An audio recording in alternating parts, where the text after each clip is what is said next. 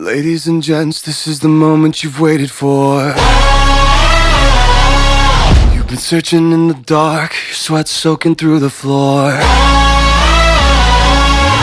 And buried in your bones there's an ache that you can't ignore. Taking your breath, stealing your mind, and all that was real is left behind. Ladies and gentlemen, we may have just watched the greatest wrestling match ever, but you know what you're listening to right now? The greatest podcast ever, the greatest pay-per-view or live event recap ever. I'm your host, the Microphone Messiah, still your Bullet Cash champion, cause like Kyle O'Reilly, Bobby Fish, Roddy Strong, and Adam Cole, baby, this title reign is hashtag forever undisputed. For life, brother. You know I never do this alone. I have the greatest tag team partner ever. The Jim to my Jay, the Tilly Demar, and the Stevie Ray to my Booker T. The Montez Ford to my Angelo Dawkins. Ladies and gentlemen, host of the award-winning Under the Radar, host and creator of Curveballs and Chair Shots. He is the Canadian Destroyer, BT Brandon Tanguma. Brandon, it's Sunday night. How you doing, man? Phillip, I'm doing just fine. Just watched, quite possibly, the greatest wrestling match ever, which we definitely will talk about. Have a lovely beverage next to me, so if I say anything stupid, I'm blaming it on the drink. You know what, dude? I think we have to start off with it. We have to start off with the main event, and then we'll work our way back. Let's do that. I don't think we've ever done that on this show before. Ladies and gentlemen, Randall Keith Orton took on Edge. I'm not going to use his shoot name. I'm not going to do it. And what could have been the greatest wrestling match ever, it's been billed like that for weeks and weeks and weeks upon end. Edge said, I don't know why we're talking about that, you know. The greatest song ever can mean so many different things to so many different people. Why are we building it like this? I don't know. Look, man, normally when WWE does something like this, they let us down. I wasn't let down. I enjoyed this. I thought this was fun. I saw three amigos paying tribute to Eddie Guerrero, may he rest in peace. There was a pedigree. There was a rock bottom. There was an unpretty. You know, it's a kill switch. It's a kill switch by Edge. No, RKO didn't get the job done. Another one didn't get the job done. Two Spears didn't get the job done. But Randy Orton, that sadistic SOB, went back into that train of thought, that 2009 Randy Orton, where he has IED, Uncontrollable Explosive Disorder, and he punts Edge right in the head. 1, 2, 3. Randy Orton won the greatest wrestling match ever. Now that I'm done being a corporate shill. I did quite enjoy this, I really did. It wasn't the greatest wrestling match ever, we all know that. But they delivered, and I thought they did damn good business. I'll give it a strong B+. We're about a half hour removed from Backlash, so that the emotions, and I don't exactly know what I'm feeling about the match. I'm kind of torn. Before the match, the announcers gave us they said that they're going to include unique camera angles and amplified audio, which was code word for we're going to use fake crowd noise and cut-ins and somewhat at the very first lockup, they shot a camera angle from underneath them, which wasn't the greatest shot, and I was like, oh god, I hope they don't do this the entire time, which they didn't. Yes, there were some different camera angles, and obviously there was a bunch of piped-in noise, which is one of the reasons why I still don't exactly know how I feel about this match. The match itself, if I can scroll down, 45 minutes in length, which is pretty much similar or identical to what they did at WrestleMania with their Last Man Standing match. Now, I would say that this match was better than the Last Man Standing match. All the gimmicks involved, you know, the Ghost of Fink coming out, introducing both of them. That was a fun little touch. They definitely did work their ass off. They had a damn good match, definitely better than the one they had a few months ago. Now, if they didn't have this tag of the greatest wrestling match ever, I probably would have enjoyed it, because, I mean, maybe that's just me kind of, you know, being the smarky fan and just kind of sitting back and just be like, okay, they're really pushing this greatest wrestling match ever thing, so it's obviously not going to live up to that hype. But if you just look back at it, you just remove the corporate tags and everything involved with it, it was a damn good match. I don't exactly know what the story they were trying to tell in terms of they were using a bunch of other people's finishing moves. We got the angle slam, the pedigree, the kill switch, three amigos, you know, using the best moves of the best wrestlers of all time.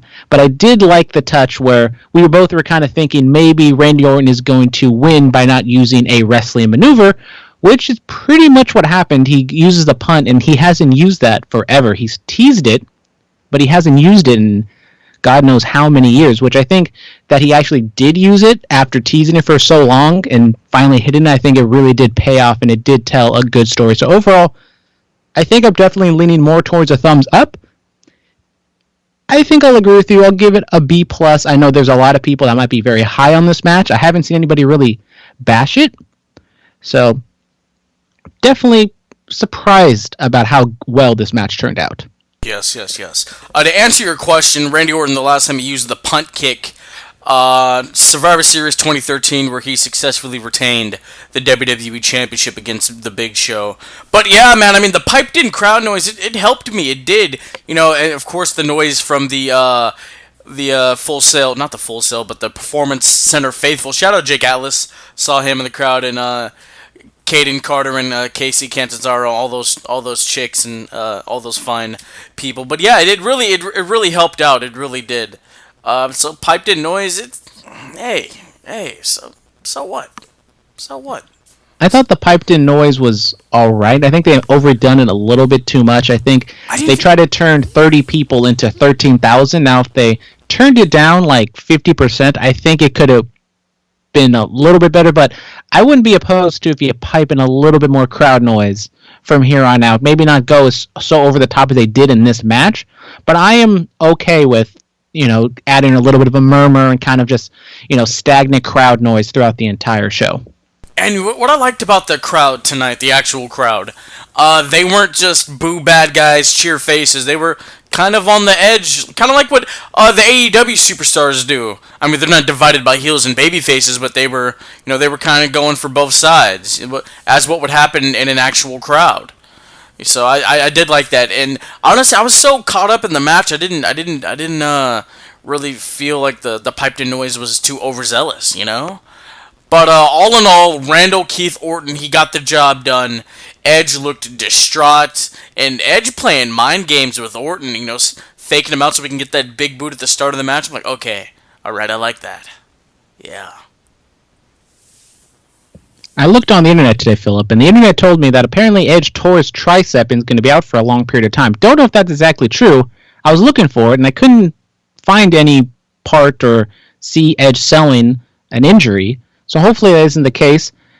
Randy Orton wins. It kind of went with my prediction that Randy Orton is possibly the next person to challenge Drew McIntyre for the title.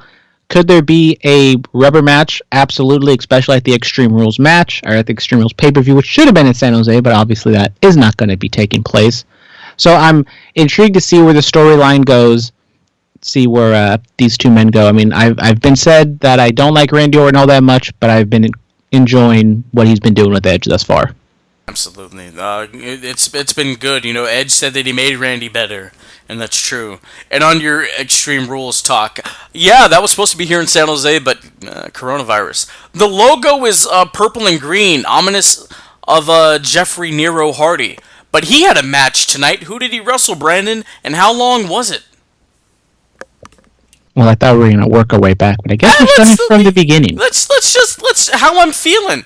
We'll cover all the matches eventually. It's just how I'm feeling tonight. So we're just going to jump all over the place because this wasn't the first match. This wasn't even on the pre-show, which there was a pre-show match. I was a little disappointed that pre-show match was a pre-show match. But the second match of the show was Sheamus taking on Jeff Hardy. Now, we don't talk about SmackDown a whole lot. Obviously, the SmackDown on Friday happened after we recorded, but there was an angle where Jeff Hardy had to piss in a cup because he's an addict and he does drugs and stuff, and Sheamus wanted to make sure that he wasn't under the influence and we didn't have another Victory Road incident. Jeff Hardy passed his test, good for him, and then he threw the piss in Sheamus' face, so great heat, great angle on Friday, Phillip, to get you ready for this match. Absolutely. And Sheamus went over. Jeff Hardy got a little too cocky, being a daredevil. Was running the barricade on the outside next to the plexiglass like a tightrope, got bro kicked, got thrown back in, got bro kicked again, and he lost to Sheamus. We did think Jeff was going to win eventually. You know, he was able to get off the twist of, I guess it's Fury or whatever the hell it's called now. And Twist of Fate. Do they say Twist of Fate? I believe WWE has the trademark, so he has the Twist of Fate. He has, well, I don't even know what the hell Matt uses. I don't know either. Anyway, the Twist of Fate, great. It got off, and then the Swanton, 1, 2, foot on the rope. That's that ring awareness from the former 5-time world champion. You know? It was good-ish. Or the match itself goes 17 minutes. I actually quite enjoyed it. Sheamus was on the offensive for a pretty substantial amount of time. I thought the match might have went a little bit too long. I thought they worked well together. I thought they told a good story of Sheamus, beating the hell out of Jeff making a believable comeback, Sheamus putting his leg on the rope, Jeff Hardy, as you said, getting a little bit too Jeff Hardy and going too much over the top, and it backfires on him. And very similar to the story that they're telling on Raw with Edge, Jeff Hardy, the redemption story, trying to make a comeback, doesn't get the job done. So I think you got two very similar stories with Jeff Hardy and Edge right now on both shows. Absolutely. Let's read some fan mail. In Brightest Day X, I would have liked Jeff to win. That would drive Sheamus insane and make him more desperate to prove Jeff's a drunk or a junkie. But I expose his actions. I don't know. Anyway, he also writes in about Edge and Orton.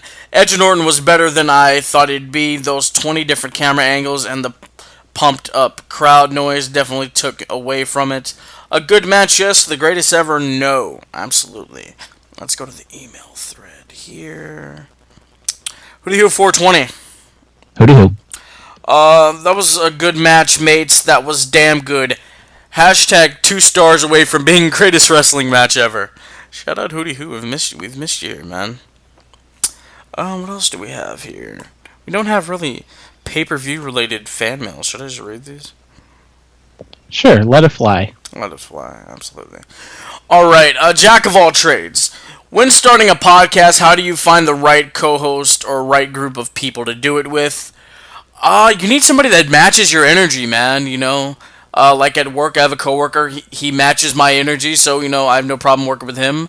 He asked about a co-host though. With Brandon, it's interesting. I come in over the top all the damn time, and he's the straight shooter. He's like a Suzuki or a Tomohiro Ishii. That's how we work so well together. And then when the other guy was here, he'd be over the top at times, and then he'd really love the goofy stuff. Brandon hated the goofy stuff, and I was caught in the middle. It's dynamics like that really help enhance the podcasting experience for the people recording and for the person or people listening to the recording. Brandon? Just wait, we're going to be talking about some goofy stuff later on in the show. Can't wait for that. Brandon, do you have anything to add on that, though? Phillip, I very much appreciate you comparing me to Suzuki and Ishii. We talked about it on the show last week that I have a man crush on Ishii. And we don't shame man crushes here, especially man-on-man man crushes in wrestling. Do you have a man crush? A wrestling man crush, Phillip? I don't, man. I'm sorry, Any female crushes that you like to expose yourself on the podcast right now? Let's not do that. We were talking about female wrestlers. Is that what we were talking about? We're talking about female wrestlers. Is that what we're talking about? Well, last time I checked, females are females. You said females. Are we talking about female wrestlers or females that are in my life? I didn't know where we were going. If you want to shoot your shot on this lovely podcast platform you have, go for it, Let's Phillip. not do that. Hootie Who 420. Shoot or shoot, baby. Hootie Who 420. No? Okay. Hootie Who. Oh, there we go. Hey, mates, what's your most awkward encounter with a female wrestler? Oh, wow. Speak of the devil. Yeah, I've never, whenever I've met a female wrestler, it's been brief. I've never been one of those, don't be creepy when you meet wrestlers at all, especially females. Don't do that. I've had pleasant experiences with, Tessa, Candice, Scarlett Bordeaux, Emma Tenille Dashwood. Victoria choked me, so I guess that's... Choked us. Choked Not up. at the same time, individually. Yes. Yeah, so I guess that's awkward. Well, dude, so, wait, did she just choke you, or did she ask you first? How did that happen, dude? Well, that was a few years ago, so it's a little blurry. But I think she said like one more or something like that, and then she put her hands around my neck. She's not a stiff worker. She was brothering me. She wasn't choking my life out or anything like that. But it did come out of nowhere. She palmed my Adam's apple, dude. I was like, But yeah, that happened. So I guess that's my most awkward one. You could actually no. I made awkward eye contact with Brandy once. There we go. Yeah, there we go. That's that. You have any awkward ones, Brandon? No. I don't really have any awkward ones. I'm kind of quiet, straightforward. Hi, how you doing? Thank you. Medusa, was she awkward? Medusa was very nice. I put her over. I said I very much enjoyed your Hall of Fame speech, and then she was like, "Oh my God, thank you." I don't know if I'd say the most awkward one I ever had, but maybe the worst one was probably the smoke show. Not saying like she was a bitch or anything, but it was just, I think that one might have been a little awkward because she was quiet and I was quiet and I didn't really know what to say because, let's be honest, it's a smoke show. I can't exactly put over her 5-star matches that she had. And Killer Cross was standing right next to you. He was marking out about, I forget who he was, but he was like a legendary Japanese wrestler, and he was marking out and he wanted to go meet him. So he wasn't really paying attention to us. Was it Kota Kabushi? Or Kota Kabashi? I'm sorry. Kenta Kobashi. Kenta Kobashi, I'm sorry. Getting them all mixed up. I apologize. Was it him? I know he was there with the GHC title. I believe that is who it was. Speaking of StarCast, ladies and gentlemen, it's talked about in the newest episode of the Undertaker Last Ride docu-series. We'll talk about that on the Bulletcast. And how Brandon and I were going to blow the bank account out to meet him. So moving on to the fan mail, though.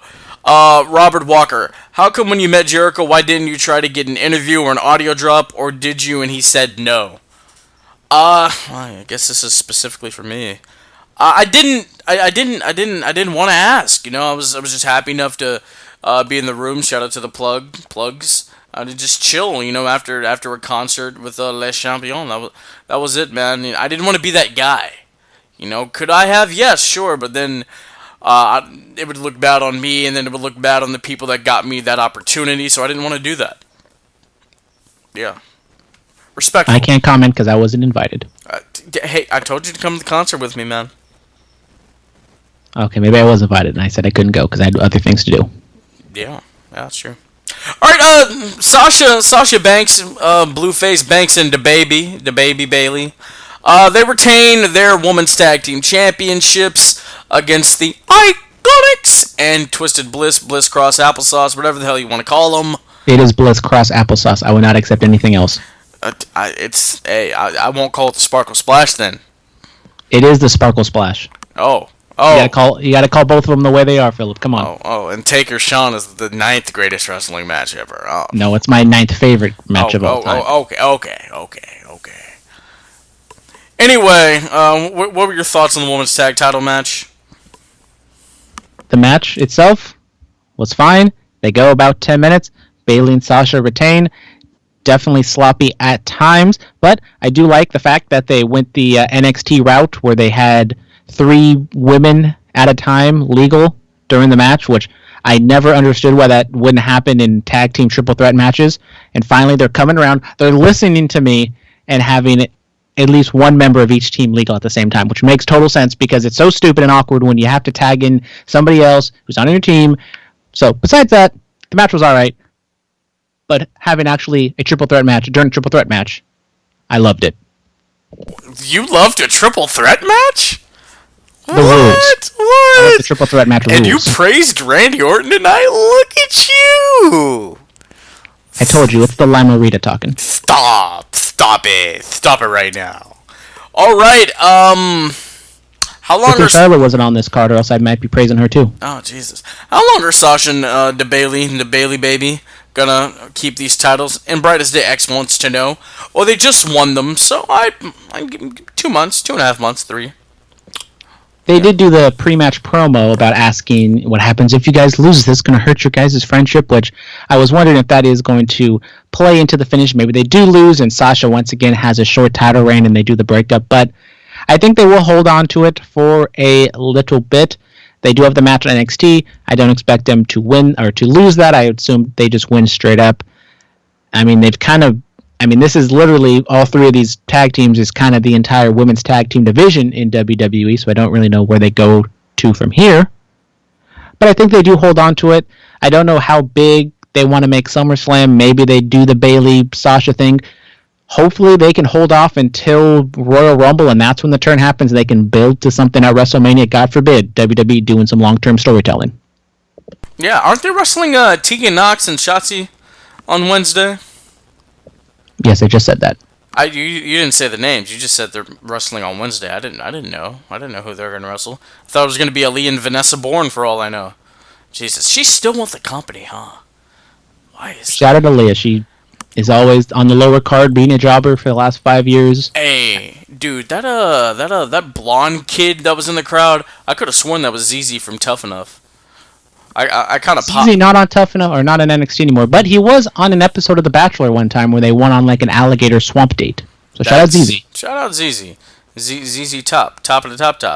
Shotzi got to win. That's town business. You feel me? And Tegan Nox, shout out, baby girl, shout out. Asuka, she didn't die tonight because she wrestled Nia Jax, and apparently that's what happens when you wrestle Nia Jax. It was a count out. It was a draw for the Raw Women's Championship. How long was that match, Brandon? The match itself went about 8 minutes. They go back and forth. Asuka getting an early spider, whatever, Black Widow submission. Nia powers out. They go back and forth. Pretty much what you would think. Asuka fighting from underneath. Nia Jax doing a lot of power stuff. They fight on the outside. The ref counts out.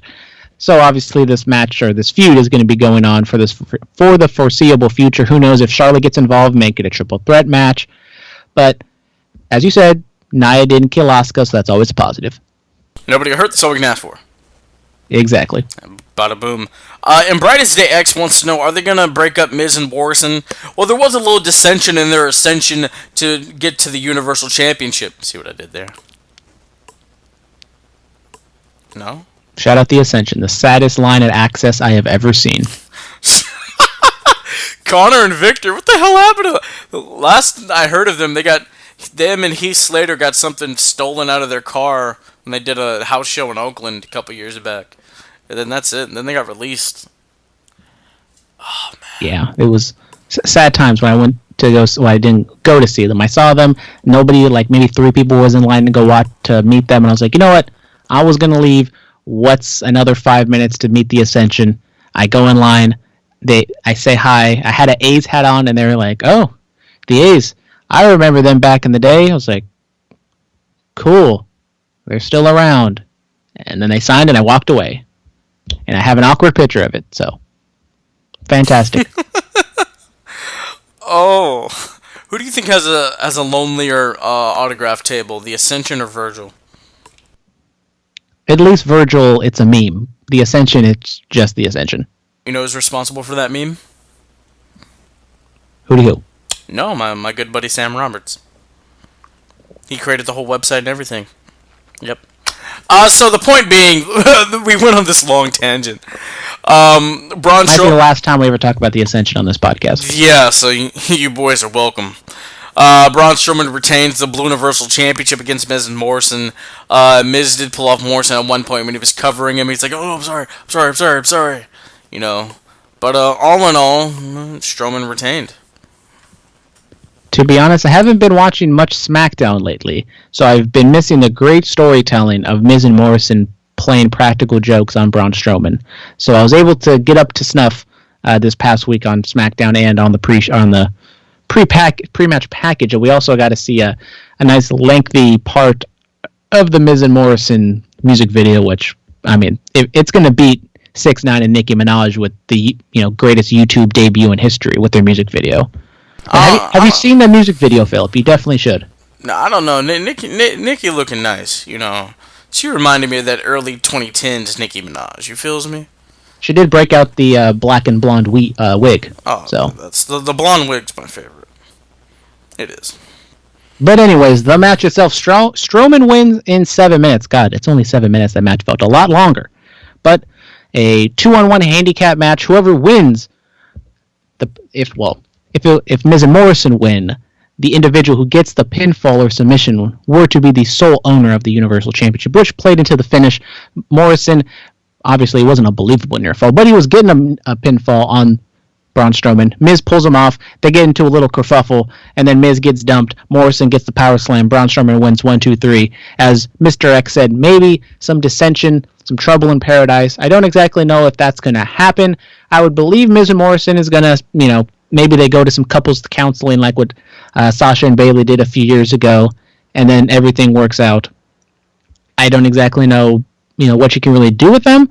Braun Strowman, on the other hand, he gets the win. Maybe Bray Wyatt comes back into the picture. Sheamus does get the win on Jeff Hardy, so he's a believable person to go and face Braun Strowman later on down the line. So don't really know where they go from here, but the match itself was meh. It was very Brandon, what in the blue hell did we watch with the Profits and the Raiders? That's what Embrace X wants to know. I don't know. I knew this match was going to happen. Well, not like a cinematic type match, but I knew they were going to have a tag team match. So I went to the bathroom. I was like, okay, this match is going to be up next. I'll come back, and I'll be like, see the entrances or something. I come back, and they're like fighting in a white tent, and Ivar, or whoever, is rolling a bowling ball into the crotch of Montez Ford. And I'm like, what the blue hell is going on right now? And then they go back and forth. They fight.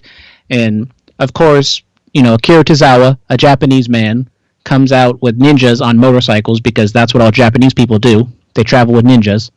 And then they fight, and then they beat all the ninjas, and then a big black ninja comes out, and then they're scared, run away, everyone a big black what? A big black ninja. Oh, okay. I thought I heard something else. Gotta clarify, especially these days. Yeah, don't want to be that one NASCAR driver on a live stream. Oh, God.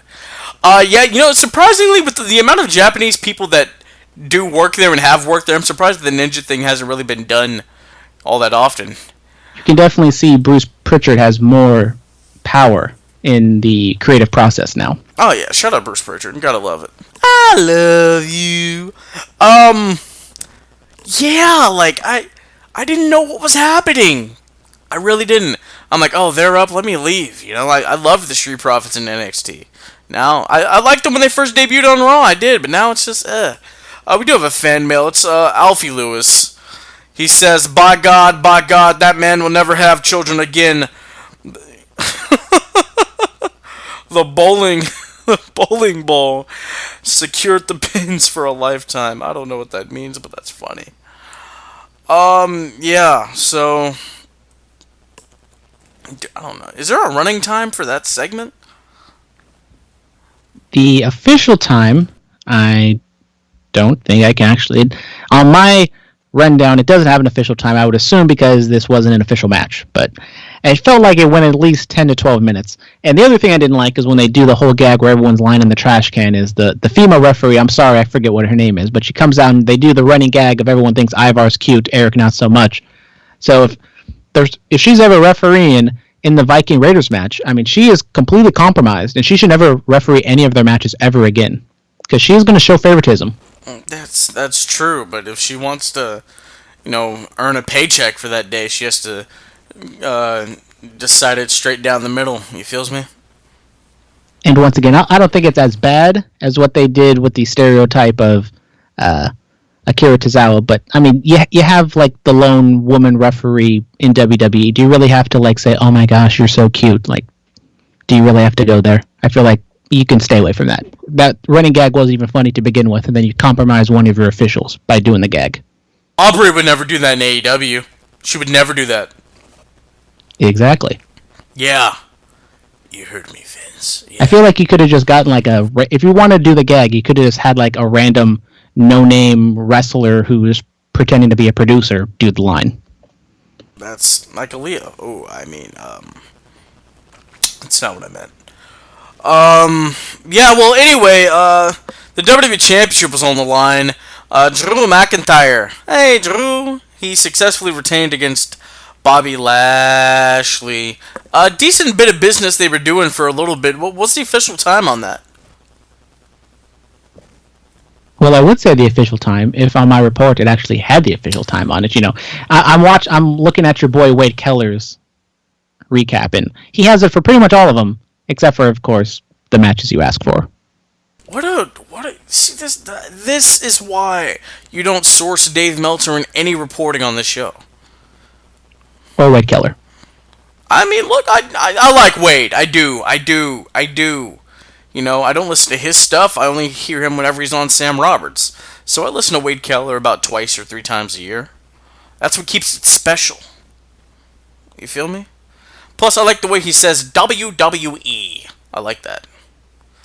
But yeah, so Drew retains against Lashley. You know, they're doing a nice bit of business. That botch where he just dropped McIntyre kind of on it, it looked like he was on his head. You know, and when stuff like that happens, you're like, ooh, that means it hurts more. You know, so they, taking a toll on his body, throwing him into the LED post. All in all, Lana comes out there. She gets involved. Glasgow kiss to Lashley. He bumps into Lana. Lana falls down on MVP. Claymore kick. 1, 2, 3. Drew McIntyre is still the WWE Heavyweight Champion of the world. And Bobby Lashley, after a 13-year journey, is unsuccessful in becoming a world champion. Overall, I very much did enjoy this match. Probably not as good as the Edge Randy Orton match, but this one also didn't have the greatest match ever tagline, which probably also helped it out. But as you said, that botch on the outside, I actually thought it very much enhanced, not like overall the match, but I thought the spot itself very much, you know, like some botches you can tell it was a botch and then it's very awkward. They try to regain themselves, but, you know, they're in the match, they're tired, and then he tries to lift him up, he dumps him on his head, it looked like it hurt, and then he picks him up and then he throws him into the turnbuckle. I thought, one of the best botches I have ever seen. I thought it was great. Yes, absolutely. You know, it makes it feel more real, goddammit. Because it's still real to me, damn it. Yeah. Phillip, we didn't do, like, really any grades, so I think we should run down the entire card and give our grades. Absolutely. Do it off. Well, the pre-show, which we didn't talk about, which I was kind of sad. I did not see it either, because I thought this match was going to be on the actual show. Apollo Crews defeats Andrade to retain the U.S. title, only gets 8 minutes. Wait. Hold on. They put that malarkey that was the Profits and the Viking Raiders on the main card. Unannounced, by the way. Instead of, I mean, it was announced like today, but this was a tape show. You couldn't have announced it like on SmackDown or on Raw or something. The point being, instead of the United States Championship. Like, are you kidding me? Wow. Bad move, WWE. And I'm especially pissed at you guys because, you know, you copyrighted these boys. Brandon, how do you feel about that? Vince is coming for your head, dude. Well, you know, I mean, I don't feel as though it's anything I said. I feel it might be the actual video because maybe somebody in the intro maybe do some post-editing and put some WWE copyrighted videos in there. You know what? We have been using that video for weeks, like 50 weeks, okay? See, this is what happens. I don't do a show for like 2 months. You know, everyone forgets about me, and then I come out, and then you put the video up there, and then we get on the radar of WWE, and then they strike us down. Look, man, all of a sudden it's a problem. All of a sudden. Don't make no damn sense. They got a lot more time on their hands since they're not running house shows and shows outside of the Performance Center. All right, the Women's Tag Team Championship match, it didn't really do anything for me. I'll give it a C. Nothing more. Brandon? I'll agree with you. I think I'll maybe go a C-. Kind of sloppy. I mean, they tried kind of hard doing some inventive triple threat, you know, fast-paced pins and holds and stuff like that, but overall I didn't really think it worked. Shout out Peyton Royce. She tried to be Big E in this match by doing like the diving suicide dive through the ropes or whatever, and she almost like hit her head on the ring apron. Not a good look for her, but she tried. It's okay, baby girl. You know, fire TikTok, by the way. Sheamus and what the hell is his name? Jeff Hardy. I'll give B, soft B for business because the business was good. It was decent. It didn't thrill me, but yeah. I'll give it a strong B as well. I thought it went a little bit too long at 17 minutes. I think you could have trimmed off a little bit more. I mean, for the majority of the match, Sheamus was on top, and then Jeff Hardy makes the comeback. Was good. The finish was kind of predictable, so the work itself I thought was good. but it could have been a lot shorter. Absolutely. Then we got Asuka and Nia Jax, the double countout in 8 minutes. I will give this a C minus. Yeah. No, I'll give it a C plus because my girl Nia was in it. Shout out Nia. Nobody ready for you, baby girl. Then the 2-on-1 Universal title match. Braun Strowman taking on Miz and Morrison. D, because Strowman's in it. I don't like him. We're gonna get these hands. Shut up. Nobody gives a damn about your hands. You idiot. I'll give it a C minus as well. You get a passing grade. It wasn't very good. No, I gave it a D. It was just. I'm saying I'm giving it a C minus. Okay. You still get credit. You're still gonna, you're gonna get the 3 points, but it's not gonna look very good when people look at the records. It's not. What's next? Then we got Drew McIntyre taking on Bobby Lashley. Overall, the match itself, I thought it was very good. The finish was kind of predictable and kind of trash. I'll give it a B. And hopefully they have another match, maybe a cage match where it's a clean one-on-one match, and that can be a little bit better. Yeah, I mean, I'll agree with you. I'll agree with your grade. I think that's fine. And we already gave our grades for Randy and Edge. Well, we didn't give a grade for the Street Profits taking on the Viking War Raider experience in that backstage melee where the cinematic matches have definitely jumped the shark. Shout out Boffman, F minus. Yeah, I just can't do it. Overall grade for Backlash 2020. Overall, I was ready to say there was no bad match on the show, even though technically the Viking War Raider experience Profits was not really a match, but it definitely was trash. Maybe the worst thing I've ever seen, or not ever seen, maybe ever seen, but definitely the worst thing I've seen this year. So that definitely brings it down. I think I'm going to give it a C+. I enjoyed Randy and Edge. Maybe you could take away some of the points because of the production values and everything else they added to it. But I also liked Bobby Lashley, Drew McIntyre. I think those two matches definitely did carry it. As I said, Sheamus and Jeff thought it was good, could have been shorter. So overall, I thought there was some good stuff, but there wasn't any great stuff, so I'm going to give it a C+. Yeah, I think I'm right there along with you. Normally, Backlash is the B-side pay-per-view. Get it? Because it starts with the letter B. Ha, ha, ha. But yeah, C, because, Street Profits and those Vikings, they really just brought it downhill. Well, ladies and gentlemen, we've talked about the greatest wrestling match ever, and that is going to do it for the greatest wrestling pay-per-view recap ever. Brandon and myself will get back together on Thursday for our regular episode of the Bulletcast, or possibly even do some more bonus content. Brandon may do another Under the Radar if Vince doesn't cease and desist him immediately. We don't know. We're going to have to find out.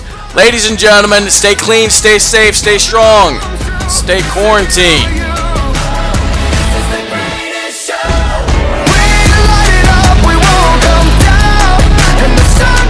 This has been the Bulletcast. Thank you for listening.